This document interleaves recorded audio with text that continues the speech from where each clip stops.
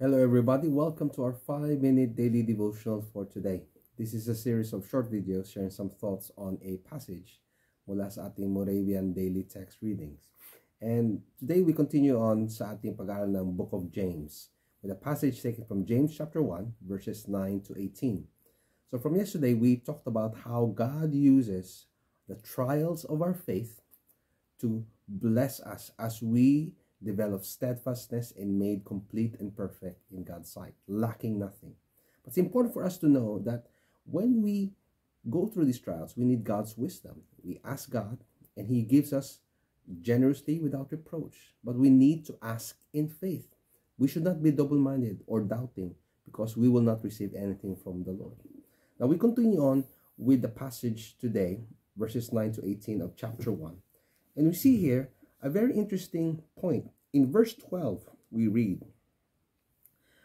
Blessed is the man or woman who remains steadfast under trial. So again, we talk about trials, how we need to go through them, not excuse ourselves from them, not to escape these trials, but to go through them and overcome them by God's grace and by God's wisdom. That we remain steadfast under trial. For when he had stood the test, he will receive the crown of life. Now, this is the ultimate prize in my view. This crown of life is given to us when we share eternity with Him in the heavens. But this crown of life is not something that we can enjoy here on earth, I don't think. This crown of life is only given to us when we come face to face with God, when Jesus returns to receive His bride. Pag tayo kasama na ni Kristo, na habang buhay. But the important thing here is that we remain steadfast in the midst of the trials. This is not something that we can do now, bukas, wag na muna, pahinga muna tayo. No, it's something that we need to do consistently because we do not know when our life will end. Sabi nga dito, in the preceding verses 9 to 11, let the lowly brother boast in his exaltation and the rich in his humiliation. Kita niyo yung irony doon? Because, and this is the important point, because like a flower of the grass, he will pass away. Our life is temporary. Like a snap of a finger, our life can go. Kaya yung pagiging steadfast, patuloy na matigasig sa pagsunod kay Kristo is something na dapat ginagawa natin consistently. Okay? Those who remain steadfast will gain the crown of life. Let's move on. Verse 13, let no one say he is tempted. Again, talking about temptation, trials. Minsan, sa sidhi o sa tindi ng pagsubok, minsan, sinisisi natin, so, ba't mo ako sinusubukan? No. God does not tempt us. Okay? He Himself is not tempted, and God will not tempt us. The Bible declares that. But each person is tempted, and this is the nature of temptation.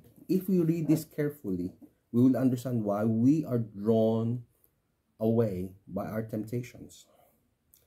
But each person is tempted. Tayo daw, bawat isa sa atin ay natutukso. When he is lured, tayo nayayaka, naakay, nayayakag. When he is lured and enticed by his own desire. Yung sarili natin pagnanasa ang nagdadala sa atin sa tukso. Pag ninasa mo isang bagay, maaring gamitin nyo para tayo itukso, mapalayo sa Diyos. Our own desires, the things that we hope for ourselves, na gusto natin para maakin, these are the very things that can draw us away from God because of temptation. Then desire, yung pagnanasa na yon, when it has conceived, pag ito'y nanuot na sa ating pagkatao, okay? Parang nagdadala ng tao, pag yung pagnanasa na yun ay nagbunga na, it will lead to sin. Now, don't get me wrong. Ang tukso, hindi kasalanan. Pero kung nahulog ka sa tukso, doon ka magkakasala. Okay? Temptation in itself is not sin. But when we fall into temptation, nagdala tayo sa sarili nating kagustuhan, when we drawn by our own desires, we can fall to sin. And sin, when it's fully grown, kapag puspos na at lumaki na, it will lead to death. Let us not wait for that desire to draw us into sin, and that sin to fester, parang cancer na magdudulot na kamatayan. Now, do not be deceived. Huwag na nating linlangin nating sarili. Every good gift, maaaring sabi mo, nilalasa ko na may mabuting bagay. Lahat ng mabuting bagay galing sa Diyos. Every good gift comes from God. Coming down from the Father of lights, with whom there is no variation or shadow. Now, the important thing here is, kung ang ating pagnanasa ay magdududot lang na tayo lumayo sa Diyos, dapat natin i-give up yan. Pero kung pagnanasa natin ayon sa kalooban ng Diyos, let us pursue them. Let us go through trials, yes, to shape our nature, our character. But let us be conscious of the fact that if we do not check our own desires, tayo madidin lang nakaway dahil ating kagustuhan ay magdudulot lang ng kapahamakan. Let us submit our desires to the will of God.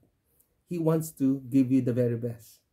Let us set our minds to the things that God has in store for us. May God bless you as you live out and follow God's word.